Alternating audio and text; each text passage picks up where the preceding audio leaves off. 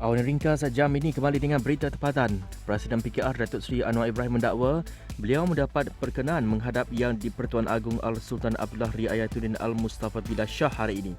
Beberapa laporan media memetik Anwar akan menghadap Yang di-Pertuan Agong pada pukul 10 pagi. Anwar yang juga Ketua Pembangkang di Dewan Rakyat berkata beliau akan mempersembahkan keterangan lengkap mengenai jumlah majoriti ahli parlimen yang didakwa menyokongnya seperti dinyatakan ketika sidang medianya pada 23 September lalu. Kata ahli parlimen Port Dickson ini, langkah yang sebelum ini tertangguh kini dapat dilaksanakan selepas mendapat perkenaan menghadap baginda. Kerajaan Negeri Selangor terkejut dengan keputusan Majlis Keselamatan Negara MKN yang mengisytiharkan pelaksanaan Perintah Kawalan Pergerakan Bersyarat PKPB di seluruh negeri itu bersama dua wilayah persekutuan Kuala Lumpur dan Putrajaya. Menteri Besarnya Datuk Seri Amiruddin Syari dalam satu kenyataan berkata, perkara berkenaan agak mengejutkan kerana keputusan mesyuarat MKN pada Isnin hanya menunjukkan Kelang, Gombak, Hulu Langat dan sebahagian Petaling yang mempunyai bilangan kes yang membimbangkan.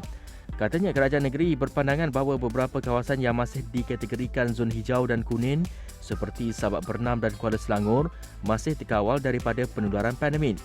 Kerajaan negeri akan menghantar cadangan balas kepada pihak MKN dengan segera agar pengisytiharan berkenaan dapat diberi pertimbangan semula. Sebelum itu, Menteri Kanan Pertahanan Datuk Seri Ismail Sabri Yaakob mengumumkan pelaksanaan PKPB di wilayah Persekutuan Kuala Lumpur, Putrajaya dan Selangor berkuat kuasa pukul 12.01 tengah malam 14 Oktober. Ia dijadual berakhir pada 27 Oktober. Penduduk di Seksyen 18, 19, 20, 24, 25 dan 26 Shah Alam mengalami gangguan bekalan air tidak berjadual berpunca daripada kejadian paip pecah pada Isnin malam. Air Selangor dalam satu kenyataan memaklumkan gangguan itu berpunca daripada kejadian membabitkan pihak ketiga di Jalan Persiaran Jubli Perak Seksyen 24 Shah Alam. Susulan itu bekalan air mula ditutup pada 9 malam bagi kerja pembaikan dan dijangka siap pada jam 9 pagi Selasa 13 Oktober.